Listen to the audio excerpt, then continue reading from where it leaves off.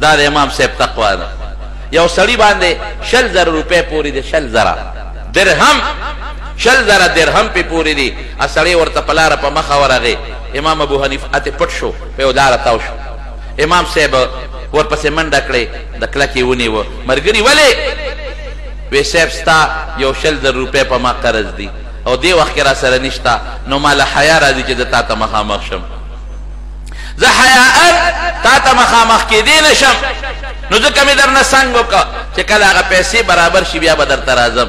امام صاحب ورته څه وایي؟ وی ښه لکه زما د قرض د وجې به یو مسلمان د بل مسلمان سره ملاقات نه کوي، الله په نوم مې درته وبخلې.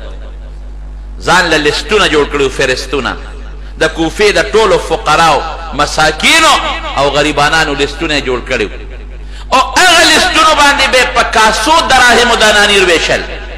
د اختر او د روژې په موقع به جامې ویشلې.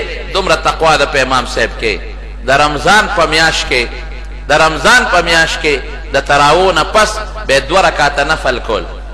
علامه ذهبي لیکلی دي چې څوک امام صاحب باندې اعتراض هم کوي، هغه لیکي وی 2 رکعاته نفل به کول د تراویح نه پس، او په 2 رکعاتو کې به په یو رکعت کې یو ځل او په بل رکعت کې بل ځل قرآن شریف ختمه.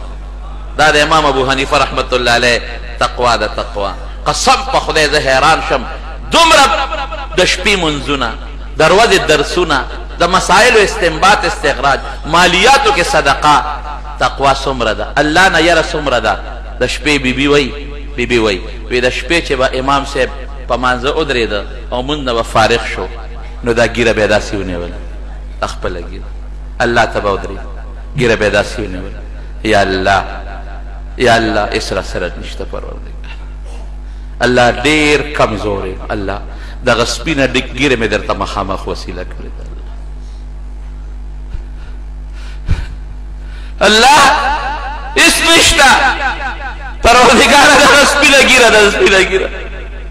امام ابو حنیفه رحمت الله علیه خپله سپینه ګیره د شپې د عبادت وته رب العالمین ته وسیله.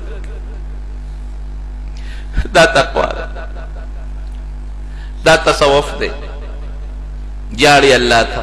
حضرت ابو هريره رضی الله عنه محدث النبي، محدث الصحابه، 5304 یا حدیث داغه نقل دي د حضور پاک هزاران سفرن مرګري شلیدلو جامو کې او شلیدلو سپلو کې د دې حدیثو خدمت کړي. کم نوم ته پراته دي چې کله مري د صحابه واجبه مرګو چې مړ کېده به بل به ورته ناستو، وی ته خو سبا له به د حضور پاک سره ملاقات کې، زما سلام به عرض کې.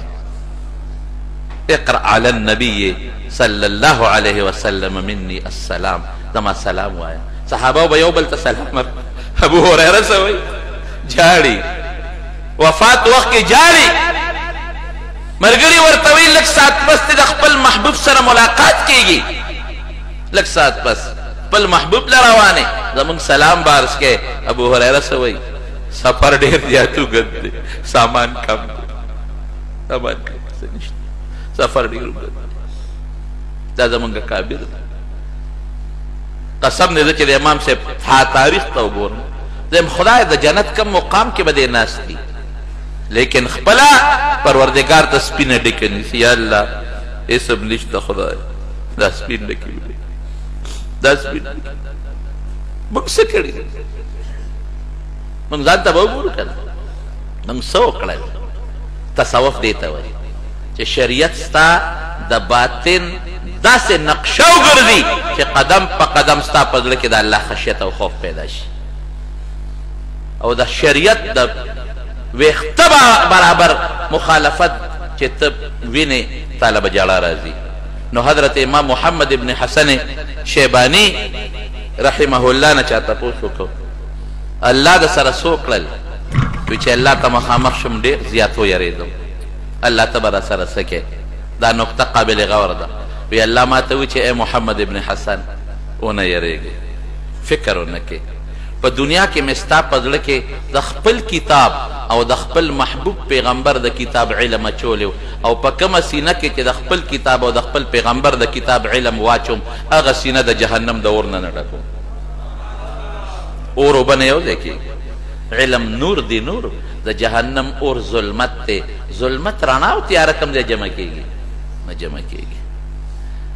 امام ابو یوسف څه شو؟ په بره مرتبه کې ناست دی. امام ابو حنیفه رحمت الله علیه څه شو؟ وی د هغه خو تپوس مه کوه، خو ډېره لوړه مرتبه کې ناست دی.